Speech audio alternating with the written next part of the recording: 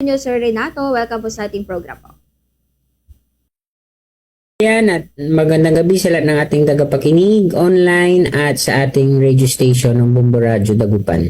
Ayun po. At magandang gabi rin po, Sir. Ito una, nais nating kamustahin kung ano po yung mga naging preparation or mga kasalukuyang pong paghahanda ng mga kabilang pong atleta po sa inyo sa West Central Elementary School na kabahagi or sasabak po dito sa papalapit po, Sir, na palarong pambansa. Yes, Bombo Marian, no? May dalawa kaming mga kasama sa palaro sa West Central Elementary School 1 sa gymnast at saka sa chess. Ito yung sa katawan ni Thea Amitis at Jeanette Carpio. Pagkatapos kasi nung napili sila sa qualifier for palaro, puspusan ang kanilang pag-iinsayo.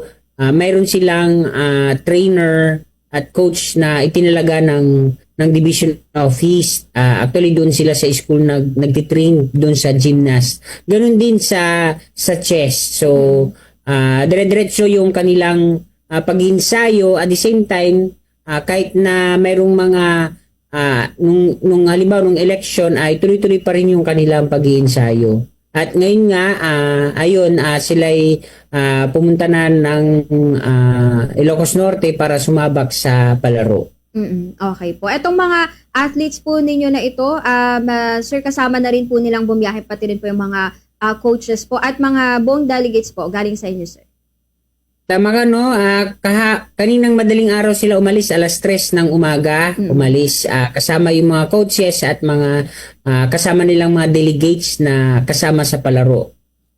Okay po. Ito bang mga nanggaling po sa inyo, Sir, sa West Central Elementary School, lahat po ba ng mga athletes na yun ay first time po nasasabak sa palarong pambansa or sila po ay may experience na rin before sa pagsabak po sa palarong pambansa, Sir? First time, ang alam ko first time itong dalawang ito at sila yung dati na second ata yun sa RSPC sa Regional Athletic Association at ito yun first time nilang sumabak sa palaro. Okay po. So ano din, Sir Renato, ano yung mga naging or advice po ninyo, of course, doon sa mga sasabak po sa palarong pambansa simula po nung training nila up until po na malapit na nga yung magiging laro starting po sa Friday, Sir? Ang mapapayo ko ay just enjoy yung pagsabak sa palaro at gawin nilang inspirasyon at maging aral sa kanila. Kasi kapag ini-enjoy nila yung ginagawa nila, magtatagumpay sila. At higit sa lahat, isa puso, kung may desire silang manalo, pasasara at pasasara ay mapupunta sa kanila. Sabi ko nga, just follow your dreams and tuloy-tuloy lang. Huwag isipin na halimbawa kapag natalo ay hindi na uli babangon. So kailangan pagpatuloy ang pangarap para tuloy-tuloy kasi malay natin dyan ang magiging chance nila para makilala ng mga ibang universidad at sila'y kunin para maglaro sa mas malaking event.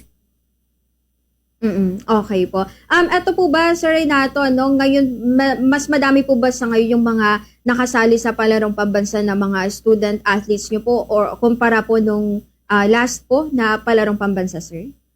Last year may isa kami, nadagdagan kami ng isa pa. So dalawa ang aming representative ngayon mula sa palaro. Okay po. So may mga naging advice din po ba kayo, Sir? Of course, mainit pa rin yung panahon natin sa ngayon at pupunta rin sila sa lugar na halos kasing init din sa atin dito sa Dagupan City at lalo kung mga outdoor din po na mga sports po ito, Sir. Tama ka, no? Siyempre, pero yan ay nasanay na sila. So mayroon silang dalang tubig para sa kanilang kung sakali ay ma-dehydrate sila. Okay po. So ito, dagdag na rin natin, Sir, samantalan pong paghahaton na nakapanayan po natin kayo. Nakamustahin din po, ito naman sa mga paghahanda or preparation po ninyo sa papalapit din po na susunod pong school year po, Sir.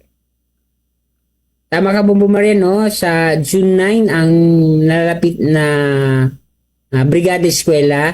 At the same time, sa West Central ay mag-open, magsisimula ang Special Science Elementary School. Ang kauna-unahan na magbibigay offering o mag-offer sa aming paaralan ay inihahanda na. So, nire-request ko lahat ng mga parent na gusto mag-enroll sa Special Science ay meron itong school screening sa Friday. So, yung mga incoming grade 1 na ang edad ay 6 years old ang kanilang mga anak, pwede silang magpa-screen for Special Science. At the same time, yung mga gustong mag-volunteer, lalo yung mga poor piece natin dyan, ay ang Brigada Eskwela ay mag-umpisa sa June 9. So, inikayat ko lahat ng mga magulang, mga volunteers, NGOs na makisali at makibahagi sa bayanihan ng ating para sa ating paaralan.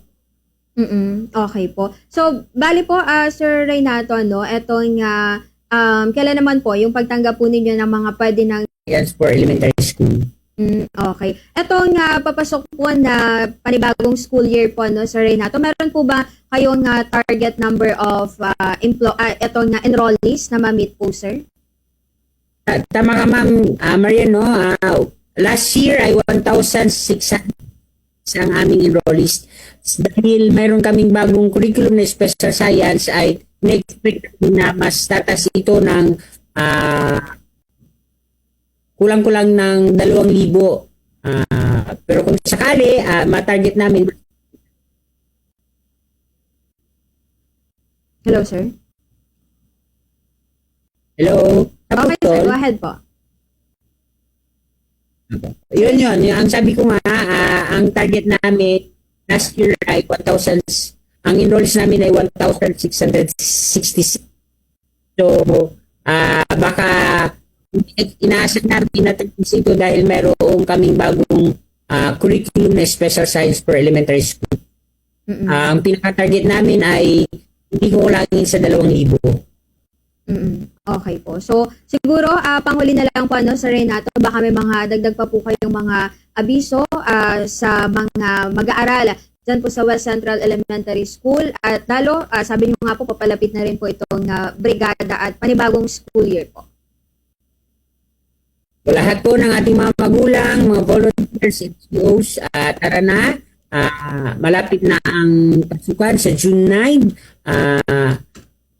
Makibrigada Eskwela na. At the same time, sa lahat ng mga gustong pumasok sa special curriculum ng science sa West Central ay sa school screening. Ang last batch na exam ay sa Biyernes.